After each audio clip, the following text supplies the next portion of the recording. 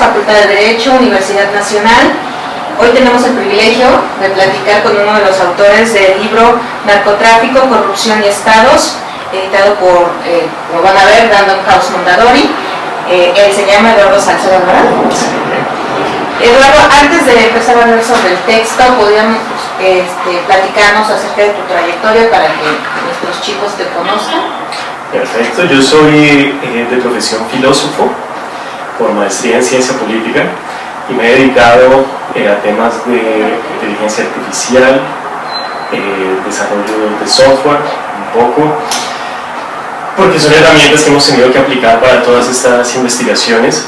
Y bueno, investigando desde hace ya prácticamente 5 años junto a Luis Jorge Garay en estos temas del desarrollo de las redes ilícitas, cómo manipulan y utilizan los estados, las instituciones estatales. Y pues bueno, este es un programa que estamos desarrollando desde hace ya, específicamente en este tema, desde hace aproximadamente 5 años.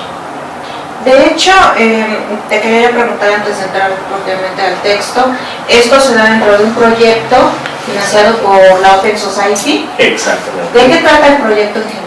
Exactamente, este fue un proyecto que ejecutamos hace 2 años, pues porque como te decía, esto es un programa de investigación, ya cuenta con varios libros, pero el análisis comparativo específico de Guatemala, en México y Colombia obedeció en alguna medida, como una parte, a un proyecto que financió efectivamente Open Society. Ese, como ya te dije, se ejecutó hace 2 años y pues bueno, fue para eso, fue para intentar buscar información que permitiera avanzar en un análisis comparativo y regional sobre todo, no solamente focalizado, sino que nos permitiera entender algunas características regionales. Yo en especial, bueno, ya tuve la oportunidad de tener contacto con el libro, porque es así como tener contacto con otro esquema de análisis del tema del narcotráfico.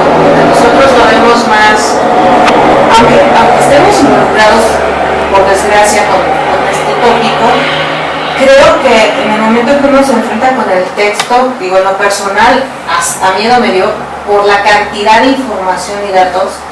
O sea, ¿cómo fue realizada la investigación? Porque siento que es algo que fue tan arduo, tan a detalle, que pues hasta dije, estos jóvenes han de tener las aguaduras, porque son temas de seguridad nacional. Sí, evidentemente, y tal cual como lo dices, uno de los retos, uno de los principales retos de esta investigación fue la parte del procesamiento de datos, de poder, nuestro propósito en esta última etapa era poder entender en términos empíricos las estructuras de las redes ilícitas. ¿Listo? Bueno, entre otras implicaciones conceptuales y de política pública, porque pues, el libro termina, toda su última parte está dedicada a reflexiones acerca de política pública, a ver cómo estos hallazgos pues, se traducen en decisiones sociales, culturales, económicas, políticas, judiciales. Pero entonces, nuestro interés era entender empíricamente. Eso nos impuso un reto enorme, pues porque no es fácil conseguir datos acerca de cómo funciona y cómo se estructura una red ilícita. Entonces, específicamente tomamos la decisión de ceñirnos a evidencia judicial. ¿Listo?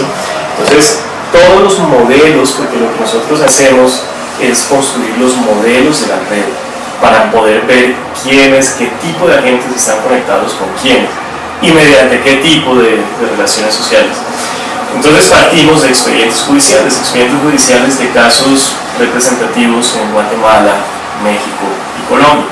No necesariamente estadísticos, porque en algunos casos solamente pues, modelamos un par de expedientes, pero por ejemplo en el caso de México, en toda la sección del libro dedicada a México, esos 2 expedientes fueron suficientes para poder modelar una red tremendamente compleja como la de la familia michoacana, que si recuerdas, y si no es sumar en la página creo que es 229-230, aparece el dibujo, el gran dibujo exactamente de esa red, en la que se registra participación de cerca de 500 personas y cerca de 900 interacciones sociales entre esas personas. Entonces imagínate, eso fue únicamente a partir de 2 expedientes judiciales, que habría sido si pudiéramos tener acceso a más información.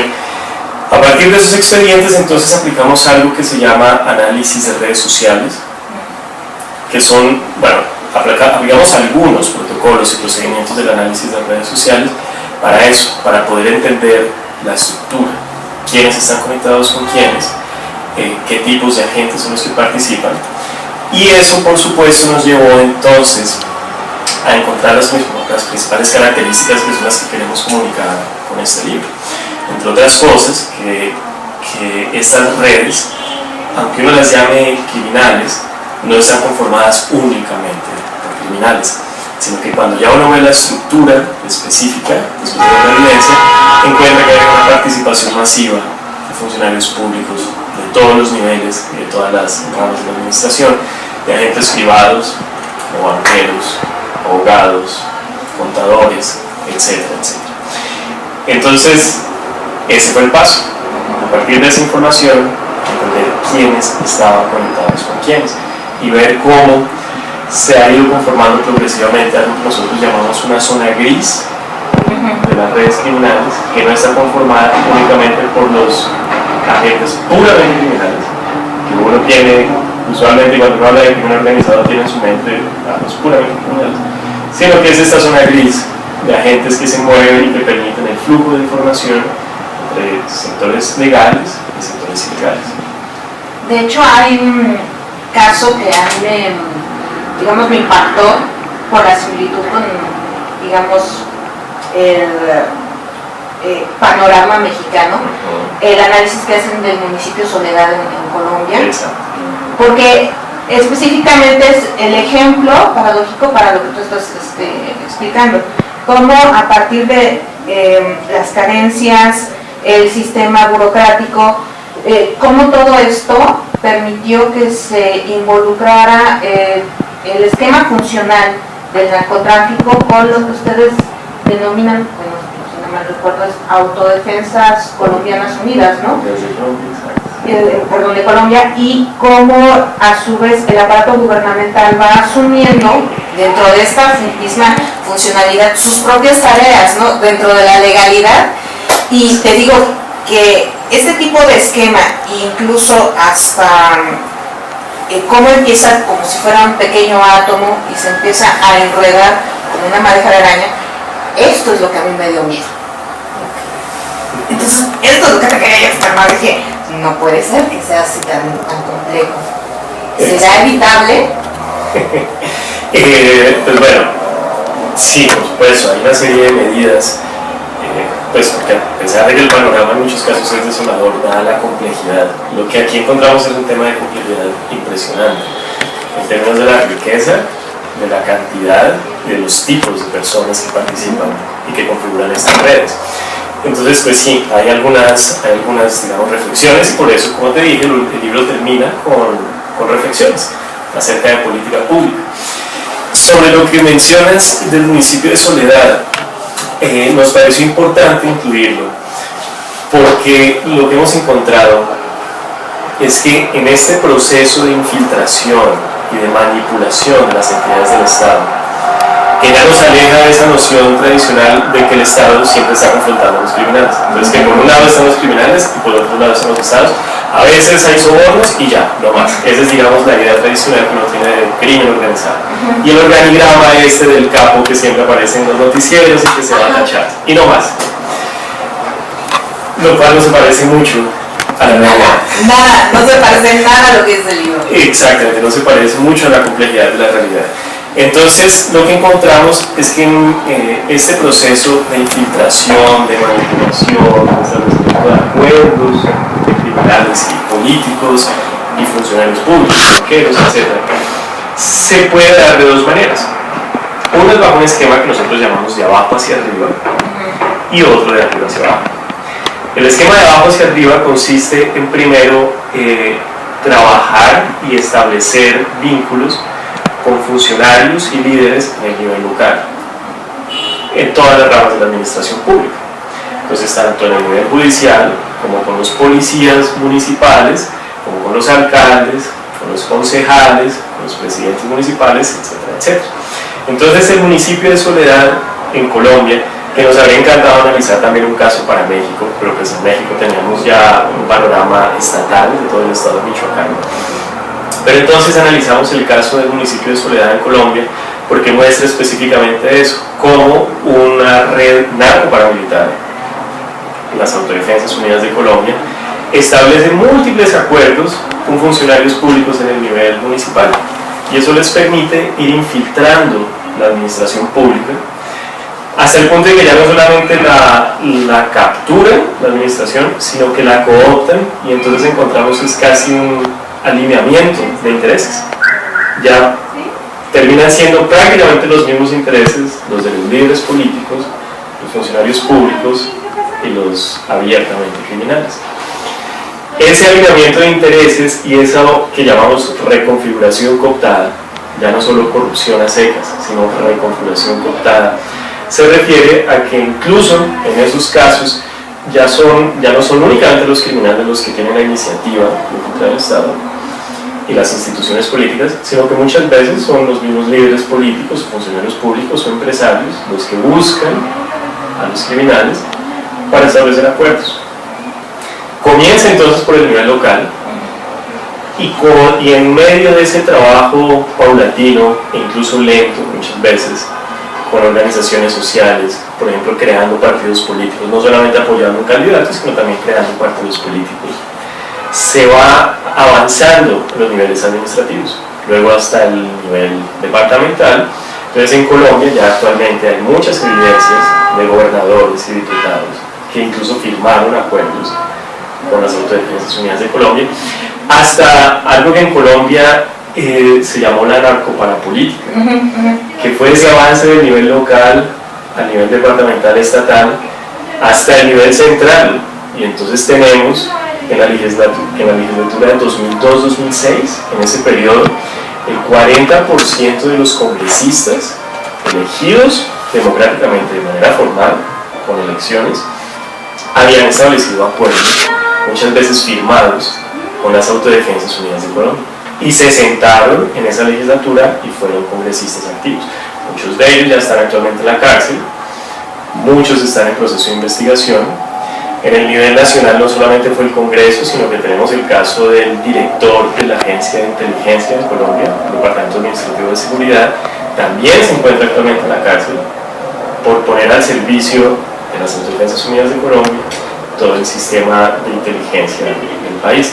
Entonces ese es el proceso de abajo hacia arriba, que ilustramos ese comienzo con Soledad.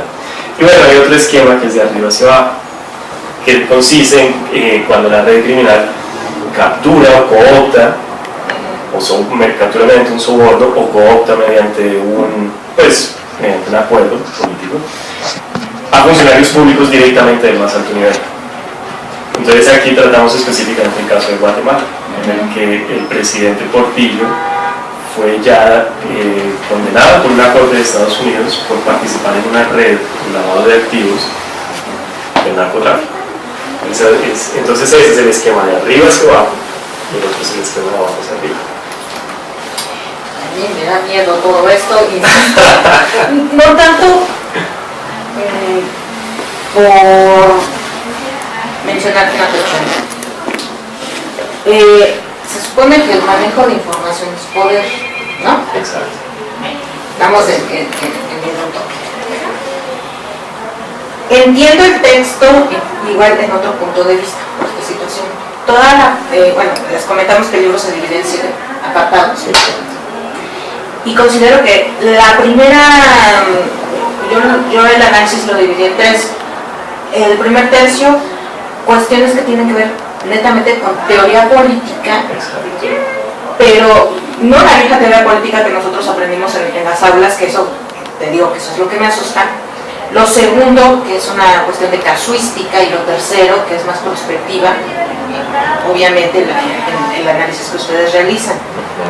Pero te digo que a mí el miedo que me da es el que se conozca tan a detalle cómo funciona. ¿A ustedes no les ha ocasionado problemas? Me refiero a esta situación. Estamos ante un nuevo esquema de funcionalidad del Estado moderno y del Estado en América Latina. Y yo creo que no nada más esto se está dando, obviamente, en Colombia, en Ecuador. Sí, exacto. Y no solamente en el hemisferio, digamos, no solamente en América, en las Américas. También tenemos a todas estas redes ilícitas que ahora son transnacionales, totalmente transnacionales, moviéndose hacia África. Entonces en África Occidental tenemos presencia de todas estas redes colombo-mexicanas, que ya no se pueden llamar solo mexicanas, no solo colombianas, las tenemos en África Occidental operando para Europa. Entonces en España tenemos pues unos casos de lavado de dinero impresionantes, con China, hay que decirlo. Entonces, no, imagínate, incluso no es solamente América Latina. No, es que esto hace ver, por ejemplo, las noticias que nos dicen que algunos empleados de una aerolínea mexicana, la cual no voy a mencionar, que los agarran con paquetes de cocaína. Exacto. Eso ya es casi cosa de niños, a la luz de lo que nos estás platicando. ¿Podrías explicar un poco el término de paranarcopolítica? Exacto, listo, perfecto. Principalmente ese término hace referencia al proceso de reconfiguración observado en Colombia, que como te comenté ahorita, se desarrolló bajo ese esquema que te acabo de describir, del nivel local al nivel departamental y por último al nivel nacional. Entonces eso se refiere principalmente a esa confluencia de factores del narcotráfico, del paramilitarismo y de la política. Esto aquí nos lleva, es un caso que ilustra especialmente esa confluencia de factores y esa confluencia de intereses alrededor de las redes ilícitas. Sobre todo en Colombia durante muchos años y sobre todo en México hemos hablado de narcotráfico. Entonces, por supuesto, pues porque ha sido el gran dinamizador de la dinámica criminal de nuestros países. Pero a la luz de estas investigaciones, cada vez nos percatamos más de que es casi imposible seguir hablando, por ejemplo, de carteles de narcotráfico únicamente. Porque estas redes ilícitas, debido a múltiples transformaciones políticas y al interior de su misma dinámica, que se ha observado en las últimas 2 décadas, estos grupos ya no son carteles en el sentido de los carteles que vimos en Colombia durante los años 80 y 90, conformados por ese organigrama que hablábamos ahorita del capo y de los secuaces, que son los asesinos, etcétera, etcétera, sino que ahora ya, en la medida en que no son jerárquicos, son redes, son más que todo redes, y redes en las cuales no hay una sola persona que concentre toda la decisión y el poder de eso que llamamos cartel. Entonces, por ejemplo, si tú recuerdas, en el caso del cartel de Medellín, cuando se abatió a Pablo Escobar, cuando las autoridades abatieron a Pablo Escobar, el cartel de Medellín desapareció. Se desarticuló casi de inmediato. El cartel de Cali fue exactamente lo mismo. Cuando cogieron preso, cuando se capturó a los hermanos Rodríguez Orejuela, que eran los capos, el cartel se desarticuló. Aquí, en el caso de las redes criminales que observamos actualmente, no hay una persona o un par de personas que concentren todo el poder de manera que al capturarlas se desarticule y se acabe con el cartel. ¿Listo? De nuevo, porque ya no son estas redes, ya no son estos grupos jerárquicos, sino que son unas redes conformadas por lo que venimos hablando, por empresarios, políticos, líderes políticos, funcionarios públicos, banqueros y los criminales, abiertamente criminales. En esa medida, lo que observamos es una confluencia de intereses. ¿Listo? Confluencia de intereses políticos, sociales. Entonces, la narcoparapolítica se refiere a esta complejidad de participación de diferentes tipos de agentes. Entonces, desde la semana pasada aquí en México se está hablando de los narcoempresarios, por ejemplo. A propósito del caso del exgobernador de Coahuila, que fue asesinado, entonces él habla de narcoempresarios. Y bueno, y así podemos hablar de narcoempresarios, narcobanqueros, bueno, lo que se quiera. Pero todo esto a lo que apunta es a esta altísima complejidad de tipos de agentes que conforman las redes criminales. Entonces por eso ya no hablamos de carteles, del narcotráfico específicamente, sino que hablamos de redes ilícitas que incluso participan en múltiples actividades criminales, en mercados y en la provisión de bienes ilegales, como la extorsión, el tráfico de personas, la explotación ilegal de recursos minerales, lo cual es un tema terriblemente complejo y que está llamando también la atención de muchas redes criminales: la explotación y exportación ilegal de recursos minerales, el narcotráfico, pero entonces ya no el narcotráfico únicamente de la cocaína, sino la producción de drogas sintéticas, en México con mayor importancia que en Colombia. Entonces ya no hablamos de carteles del narcotráfico específicamente, sino de redes criminales en general y totalmente transnacionales. Entonces este narcoparamilitarismo es un ejemplo de esta complejidad de redes criminales. Bueno, pues aquí ya nos andaban un poco carrereando, pero yo no me quiero ir sin hacer el comentario siguiente.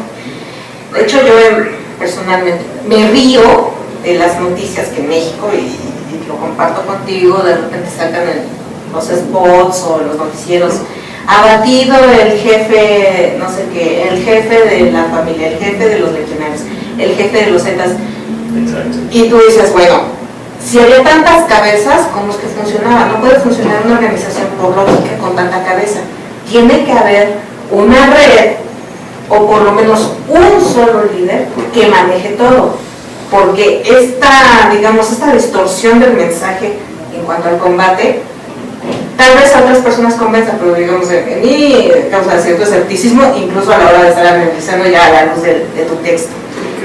Para finalizar, comentario: ¿en qué teoría te basaste para hacer estos esquemas tan complejos de redes? Digo, para todos aquellos estudiantes de filosofía del derecho, para que también por ahí sí tienen algún interés adicional. Perfecto. La parte metodológica, pues como bien lo dices, viene de teoría de redes y del análisis de redes sociales, con unas aplicaciones específicas a este caso de redes ilícitas. Digamos, uno de los antecedentes más importantes en este tipo de análisis es el desarrollado por el profesor Carlo Morselli, que es profesor en Canadá actualmente. Entonces él ha sido uno, digamos, de los primeros en aplicar parte del análisis de redes sociales a las redes criminales específicamente, con la diferencia de que él no se enfocó en redes complejas, quiero decir complejas en términos matemáticos, refiriéndose a la altísima cantidad de datos. ¿Listo? Entonces el profesor Carlo Morselli hace un avance importante al aplicar este esquema de análisis, pero digamos con unas redes en las que participan un número más o menos reducido de agentes. Ya aquí nos dimos a la tarea de hacer un procesamiento altísimo de datos, entonces de procesar 1000, 2000, 3000, 4000, 5000 páginas de información judicial para traducirla pues, en estos grafos que ustedes pueden ver en el libro. Bueno, pues te agradecemos el tiempo, la disposición, y también agradecemos a Random House Mondadori porque estamos utilizando sus instalaciones, ¿verdad? Muchísimas gracias a ustedes por la entrevista. Les recomendamos el texto, recordamos el título completo: es Narcotráfico, Corrupción y Estados, cómo las redes ilícitas han reconfigurado las instituciones en Colombia, Guatemala y México. Y yo creo que después vamos a tener que pedir una cita adicional para hablar sobre teoría del Estado, porque esto también sirve para teoría del Estado y derecho constitucional. Las implicaciones son altísimas. Así es. Muchas gracias.